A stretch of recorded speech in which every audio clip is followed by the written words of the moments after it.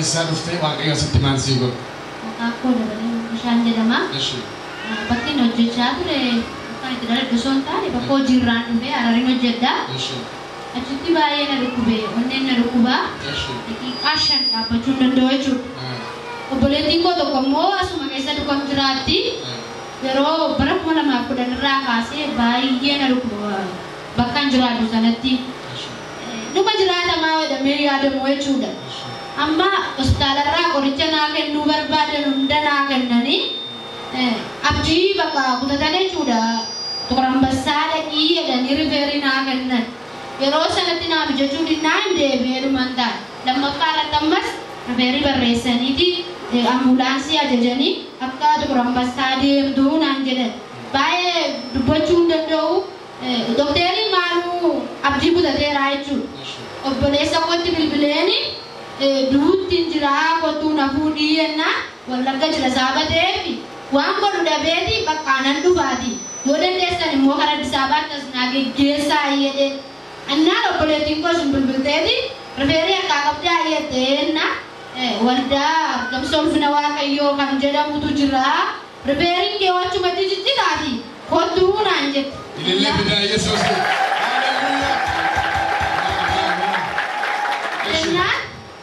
Fayyuu kana ani samane gahaan isaan beeku.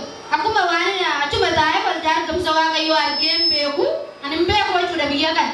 Nan fayyaman jedhe keessan wanti isheen kennaani dhugaa waaqayyooti waan hin dubbachuu barbaadu. Galgala dokteerii biraa jira bakka hin ciisu. Ispeeshaalistii tokko jira dhufeeti gaggeeffamuu qabdi ambulaansiidhaan jedhe. Funyaa koo keessaa dhiigatu yaa onneen dhiiga humnaan raabsite. Harmi koollee na dhiigaa. Bakka ija koollee keessaa dhiigatu baachuudha. Mucaallee harma noosisuu na bira hin jirtu. Waaqayyoo argaa jirudha. Dokteeriin sun dhufee an dadhabee ciisaa jedhala. Waan isin beekuu qabde. Gurri koo garuu hin dhagaa. Iji koon argu malee. Dhufeetiin duutiiti maaliif hanga manaa teessiftanii. Deemaati jedhee warratti keessa jiru loluu jalqabee jechuudha. Gurri koo hin dhagaa. Akkasin jedhee obboleettiin koo malatti himtee jirti saabateefi. Anoon duun jedha garaa kootti. Hallelujah, hallelujah. Ilillee cimaa Yesuus. Jennaan deem koo torban lama. Bakka asilaanami torban lama deemuu qabu saabateefi. Silatti waan du'a ambulaansiin immoo nan geessu garba obboleettiin koo naan jette. Anis makiinaa bakka namaatti qabadhee deema jedheen na gargaaranii Addis Ababaa dhufee jechuudha. Isheen dhuftee na fuutee ganama tokko osomaaf sagadee jira naannoo kanan dhufee jechuudha. Jettii tokkoon qaba. Gaafurii jechuudha. Isheen immoo afuurri biyya sanaa rakkisaadha. Galgala yoo ciifne inni jennaan jettii qabadheen as dhufe. Mul'ataa warra jedhamantu asii kadhataa jira. Taa'uu hin danda'u bakka asirumaa dhugaa waaqayyooti daa'ima kanallee baachachuu hin danda'u jechuudha. Jennaan obboleettiin koo sun mee kan kee haa ta'u jettiin kun hin rakkisaatti deemii kadhadhuuf jedhaanii jennaan isaan immoo dadhabanii jiru kadhataa oolanii anammaa kadhachuu hin danda'u naan jedhan abdiin kutadhee jechuudha. Ammas obboleettiin koo maal naan jette dhiisi waaqayyoo hin argaati hin deebinee waldaa sana danna naan jette jennaan hin taa'etti yaadee waaqayyoo hin argaadhee dhuman dhufee dhaaba akka sanan ta'a jechuudha macarrashaarra dhufee galgaladhaa ergamaan gashoomaan dhufaniiti mee ol ka'inaan jedhan waliin ga'e waan baay'ee dubbatanii jechuudha maqaa daadhaan ga'u beektaadha beekadhee gaadhaan ga'u koo beekan jedheen ani immoo akka isaan na ajjeesuudhaaf narratti hojjetan istaafii keessa hojjetullee dhugaa waaqayyooti hin beekan jechuudha. Anatu hojii kootiin hojjechuuf miti waaqayyo dandeettii naa kennee bakka hin jirutti nan hojjedha. Isaan immoo narratti qabu jechuudha. Ijoollee sun lamaan ani hin dubbanne waaqayyootu dubbate jechuudha bakka kanatti. Maaltu si dhukkuba naan jedhan rifeeriin qabaan jedheen ani hin dubbanne kaa waaqayyootu arge. Arra sababa kootiin waaqayyo mana kee keessaa rakkina bakka kanatti hin argaa. Yesuus, hallelujah. Ilillee bidaa Yesuus. Iddoo sana teesse gaafa sana achi gadi hin ta'a. tokko gaaddisaadha.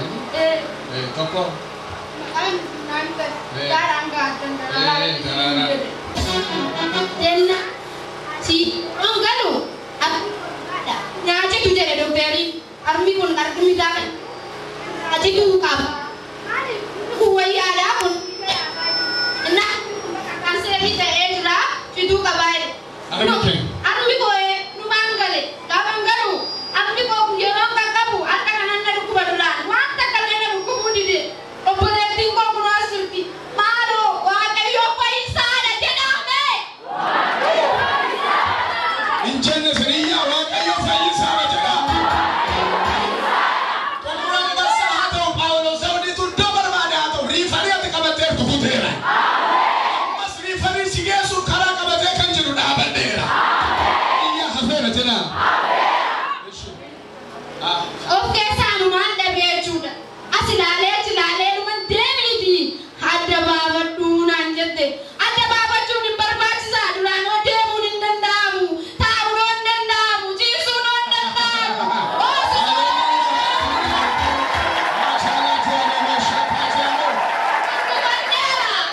Wada arkam sawa kayo kesati indu wagga mega binne drenya ko balle sunan dala ko jinan dana basun ni barbade narra hurgu famera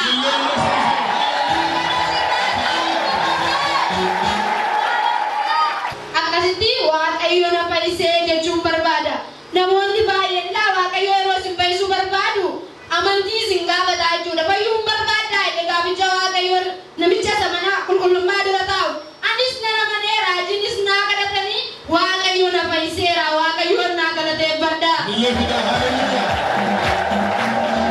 ini lang mapamo zaidi dibata deber ma walda kana tufuja kabe juda zaidi dibata na mashani bintarra ganna bitachu war barbada na rifata asbada ni ergamani rifate ma asben zaidi dibata bari dibala ma bitate gale juda amma gibi amma no boleti ko braju kesa dandi to kozo wagash di shenga indalate ti kora juda inu mau unyani babani ni arma bardedi baka balakam de juda guyana tongai dalate mana jutti juda male bi la onne shem ko ka ka bakam ge de dabara sabade bi unyani babani arma barte gaggabte chalu matal an mo lasanangal nawamani di bersistu amane nanin tage nani unak nundu kabuda dabera babaka de dayam matiko rukali tidateju kannaeder kabude malo bersistu da yadila be tai itibil ya kada tani be nani malo akayon tu fatai ado zaidi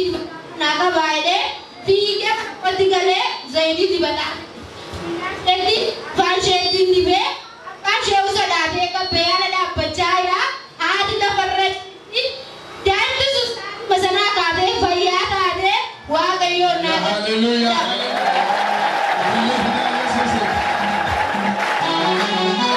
mane ala dabte turte eshi agte anda mafate manjana urani orodi ni ko baetu sidesa bajasa da nuku munagesa bajase arma bi bunyani nijaya kansericha eshi onne da kanseri molarga teju lama sawu injuga amma inju ah